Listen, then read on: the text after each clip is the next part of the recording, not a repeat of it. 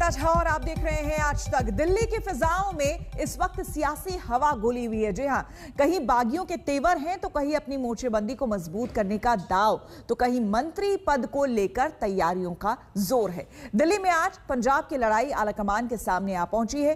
Captain को पेश होना है तो सिद्धू को मनाने की कोशिश जारी है। उधर श्रीनगर में आज गुपकार गुट 24 तारीख को प्रधानमंत्री के साथ जो बैठक होने वाली है, मंथन होने वाली है, उस पर बातचीत होगी।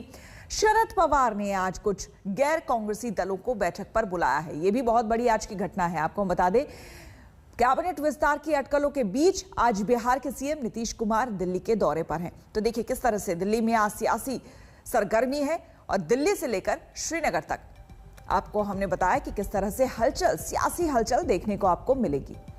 श्रीनगर में जहां पर गुपकार गुट जो है वो आज बैठक और मंथन करने वाला है, क्योंकि 24 तारीख को प्रधानमंत्री के साथ बैठक होने वाली है।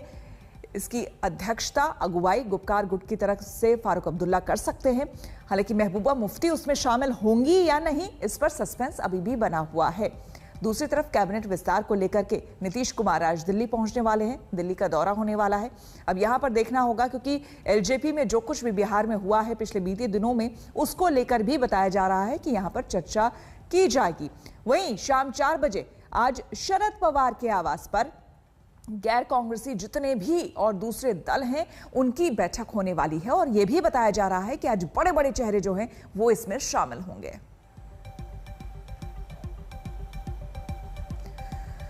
पंजाब कांग्रेस का आपसी कलह आज दिल्ली में सुलझने के आसार हैं। सीएम अमरिंदर सिंह समेत पंजाब के कई बड़े कांग्रेस नेता आज दिल्ली आ रहे हैं और आलाकमान के सामने पेश होंगे।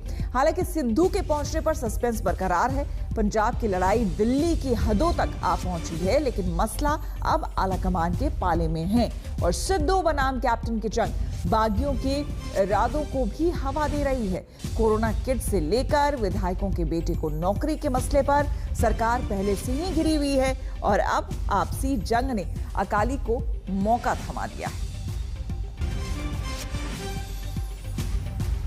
आनंद पटेल हमारे संवाददाता हमारे साथ जुड़ गए हैं ज्यादा जानकारी के साथ। आनंद, आज क्या कुछ होने वाला है, किस वक्त ये मुलाकात होगी और नवजोत सिंह सिद्धू को लेकर क्या कुछ स्थिति, क्या कोई तस्वीर साफ हुई? देखिए, जिस तरीके से नवजोत सिंह सिद्धू ने बागी तेवर अख्तियार कर लिए हैं, वो लगातार बयानबाजी कर रहे हैं, वो पार्टी आलाकमान को नागवार गुजरी है। पार्टी के जो इंचार्ज हैं पंजाब इकाई के हरीश रावत, उन्होंने साफ कहा है कि सिद्धू को इस तरह की बयानबाजी से बचना चाहिए। ये बयान ऐसे वक्त आ रहे हैं जब मामला एक कॉम्प्रोमाइज के लेवल पर पहुंच गया था। कैप्टन अमरिंदर सिंह को एक बार फिर से दिल्ली तलब किया गया है। आज वो करीब 11 बजे जो 3 मेंबरी कमेटी बनाई गई थी पंजाब के अंदरूनी झगड़े को सुलझाने के लिए, उसके समक्ष आज मौजूद होंगे, उनसे बातचीत करेंगे और एक फॉर्मूला जो तैयार किया गया है उसको अंतिम रूप देने की कोशिश की जाएगी। हालांकि ये सारी बातें तय हो चुकी थी कि एक दलित डिप्टी सीएम बनाया जाएगा, जो पीसीसी का अध्यक्ष है वो बदला जाएगा। कहीं ना कहीं नवजोत सिद्धू, जिनको एक चेयरमैन कैंपेन कमेटी के पद दिया जा रहा था चुनाव के लिए, उसको लेकर के नाराज हैं।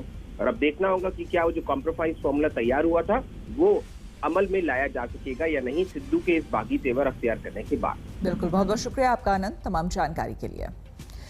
और इस बीच आपको हम बता दें कि पंजाब में अरविंद केजरीवाल भी अपना दखल देने के लिए पहुंच चुके हैं। जाहिर सी बात है, चुनाव है और ऐसे में वो फायदा उठाने की कोशिश कर रहे हैं। क्या कुछ वो कहेंगे और बातचीत हो रही है, विपक्षी क्या कह रहे हैं, वो भी आपको दिखाएंगे। लेकिन इस बीच आपको बता दें कि दिल्ली में आज मुलाकात होना है, सोनिया गांधी से मुलाकात होगी कैप्टन की।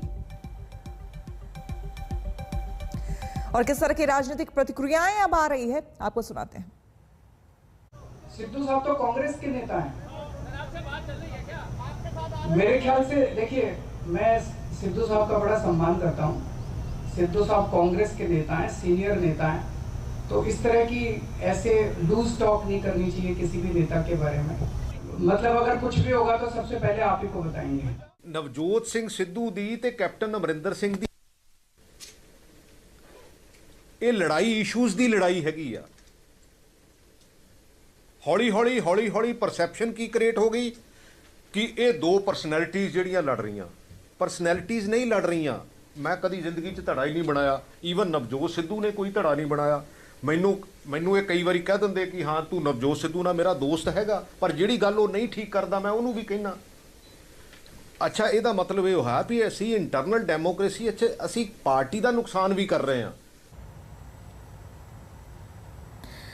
और दिल्ली में आज शरद पवार सियासी पावर दिखाने की तैयारी में हैं। राष्ट्रमंच के बैनर तले आप से लेकर टीएमसी, आरजेडी समेत दलों की बैठक बुलाई गई है। मुद्दा तो चुनाव रहेगा, लेकिन कांग्रेस को नहीं बुलाना गैर कांग्रेसी मोर्चे का इशारा कर रहा है।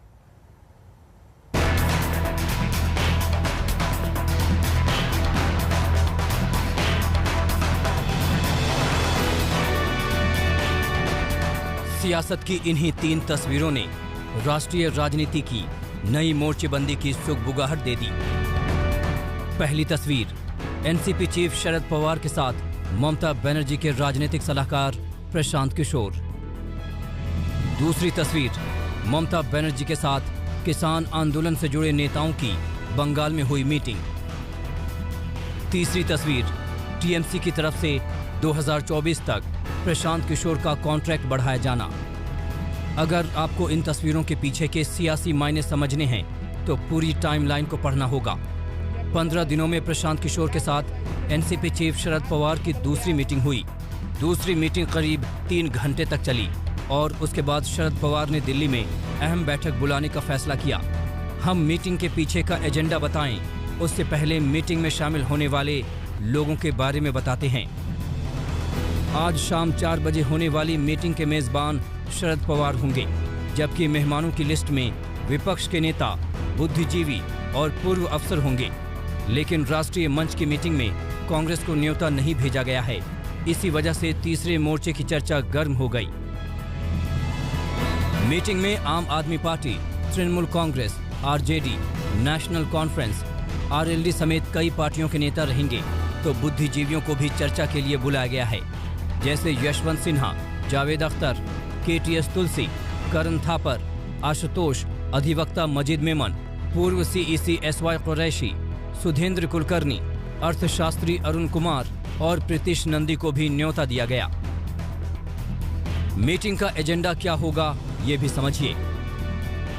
एजेंडा नंबर 1 2024 का लोकसभा चुनाव। एजेंडा नंबर 2 देश के राजनीतिक हालात। एजेंडा नंबर 3 विपक्षी दलों को एकजुट करना। एजेंडा नंबर 4 कांग्रेस मुक्त तीसरा मोर्चा।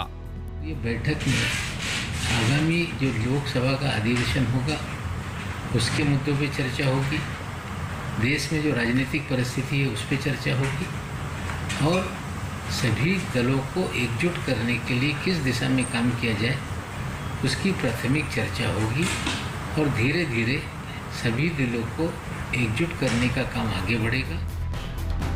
नए समीकरण साधे जा रहे हैं और उस चेहरे की तलाश हो रही है जो राष्ट्रीय फलक पर पीएम मोदी को चुनौती दे सके। माना जा रहा है कि ममता बनर्जी के राजनीतिक सलाहकार प्रशांत किशोर और शरद पवार की मीटिंग इस विषय पर हुई है।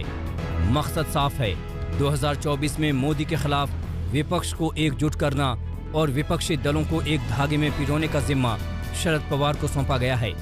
हालांकि आज तक को प्रशांत किशोर ने जानकारी दी है कि शरद पवार के घर होने वाली मीटिंग में वो नहीं रहेंगे।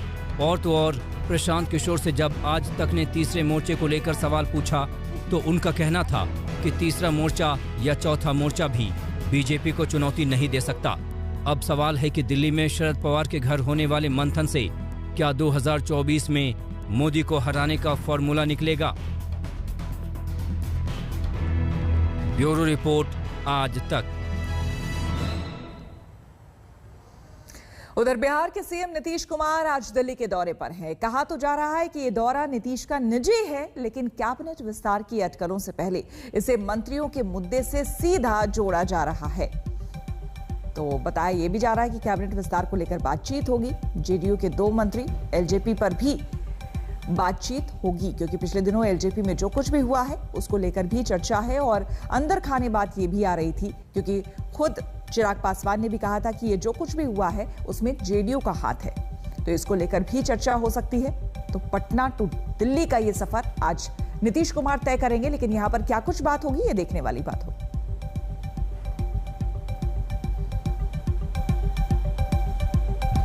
हैं स्वाभाविक है, कई तरह के प्रोग्राम मंत्री हैं लगे हुए। और आपने जिस बात की चर्चा की उस पर तो मैं पहले भी बोला कि भाई जब भी केंद्रीय मंत्रिमंडल का विस्तार होगा, जनता दल ही चूँकि एनडीए का पार्ट है तो निश्चित रूप से जनता दल की उसमें भागीदारी होगी। ये मैं पहले भी बोल चुका हूँ और इसमें कहीं कोई कन्फ्यूजन नहीं है। और ठीक 2 दिन बाद प्रधानमंत्री के साथ कश्मीर मसले पर दलों की अहम बैठक है। 14 नेताओं को बुलाया गया है, लेकिन सवाल यह है कि फारूक अब्दुल्ला और महबूबा मुफ्ती अब तक खामोश क्यों हैं? क्या इस बैठक में चुनाव या फिर राज्य के दर्जे पर मंथन हो सकता है?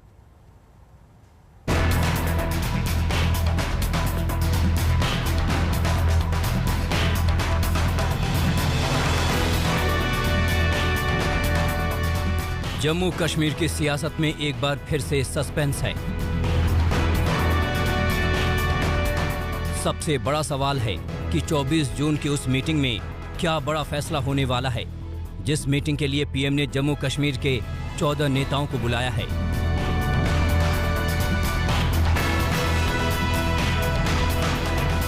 यही वजह है कि पीएम मोदी के न्योते को लेकर अब तक नेशनल कॉन्फ्रेंस और पीडीपी ने अपने पत्ते नहीं खोले हैं। इसे लेकर आज गुपकार गठबंधन की अहम मीटिंग होनी है। मुमकिन है कि इसके बाद तय हो सके कि पीएम मोदी की बैठक में नेशनल कॉन्फ्रेंस और पीडीपी के नेता जाएंगे या नहीं, क्योंकि सवाल लगातार बना हुआ है कि क्या मोदी सरकार ने फिर जम्मू कश्मीर को लेकर किसी बड़े फैसले की तैयारी कर ली है, और अगर ऐसा है तो जम्मू कश्मीर के नेताओं का उस पर रुख क्या होगा। माना जा रहा है कि दिल्ली में होने वाली इस मेगा मीटिंग में फिर से जम्मू कश्मीर के राज्य का दर्जा बहाल करने और विधानसभा चुनाव कराने पर चर्चा हो सकती है, ताकि प्रदेश में साल 2018 से रुकी राजनीतिक प्रक्रिया को आगे बढ़ाया जा सके। रविवार को पीडीपी के अध्यक्ष महबूबा मुफ्ती ने पार्टी नेताओं के साथ बैठक कर पीएम मोदी के न्योते पर चर्चा की, लेकिन वो इस बैठक में शामिल होंगी या नहीं, ये बात अभी साफ नहीं हो सकी है। बताया जा रहा है कि केंद्र की इस पहल को लेकर नेशनल कॉन्फ्रेंस के नेताओं की भी अलग अलग राय है। कुछ बातचीत के पक्ष में हैं और कुछ इसे तवज्जो नहीं दे रहे। ऐसे में उम्मीद है कि आज गुपकार अलायंस की बैठक के बाद नेशनल कॉन्फ्रेंस और पीडीपी का रुख साफ हो जाएगा। एक खबर ये भी आ रही है कि महबूबा नेशनल कॉन्फ्रेंस के अध्यक्ष फारूक अब्दुल्ला को गुपकार की ओर से बैठक के लिए संगठन का प्रतिनिधि मनोनीत कर सकती है। मैं आपको बता रहा हूं जो ताज़ा तरीन सूरत हाल है इस मामले को लेके, वो ये है कि पीएसी की मीटिंग हुई, उसमें सब ने अपनी तजवीज़ दी, महबूबा मुफ्ती साहिबा को ऑथराइज़ किया गया। इसके बाद पीएचडी की एक मीटिंग होनी है, वहाँ पे भी इस पे डिस्कशन होगा और फाइनल डिसीजन उसके बाद। पीएचडी की मीटिंग कब होगी? वो मंडे को, ट्यूसडे को होगी या वेडनेसडे? क्योंकि आपने कहा 2 दिन के बाद। जी, ट्यूसडे के लिए ये मीटिंग शेड्यूल की गई है। हमारी जहाँ तक कंसल्टेशन का सवाल है, डॉक्टर फारूक साहब जो प्रेसिडेंट है जम्मू कश्मीर नेशनल कॉन्फ्रेंस के, वो अपने सीनियर साथियों से इस बारे में जो है मशवरा करेंगे। मुझे उम्मीद है कि कल तक ये जो मशवरों का सिलसिला है ये मुकम्मल होगा। फिर जैसे आपने कहा, मुझे इसकी इतला नहीं है कि ट्यूसडे को वो मीटिंग होगी, उसके बाद मेरा ख्याल है एक बाज़ाब्ता उस पर जो आपको स्टेटमेंट हमारी तरफ से होगा और जो पीएचडी भी देगी वो आपके सामने आ जाए। चर्चा इस बात की भी है कि जम्मू कश्मीर में नए परिसीमन से पहले पीएम मोदी सभी दलों से चर्चा करना चाहते हैं। सूत्रों के मुताबिक फिर से केंद्र शासित प्रदेश से राज्य बनाए जाने पर जम्मू कश्मीर में 7 और सीटें बढ़ने के आसार बन रहे हैं। ऐसे में जम्मू कश्मीर राज्य में विधानसभा सीटों की संख्या 83 से बढ़कर 90 हो जाएगी। खबर है कि नए परिसीमन में कश्मीर घाटी में 4 जबकि जम्मू क्षेत्र में 3 सीटें बढ़ सकती हैं। देखना दिलचस्प होगा कि गुपकार की बैठक में क्या होता है और सर्वदलीय बैठक को लेकर पीडीपी और नेशनल कॉन्फ्रेंस क्या फैसला लेते हैं। जम्मू से सुनील जी भट्ट के साथ आज तक ब्यूरो। हम रुकेंगे यहाँ पर एक छोटे से ब्रेक के लिए, बने रहे।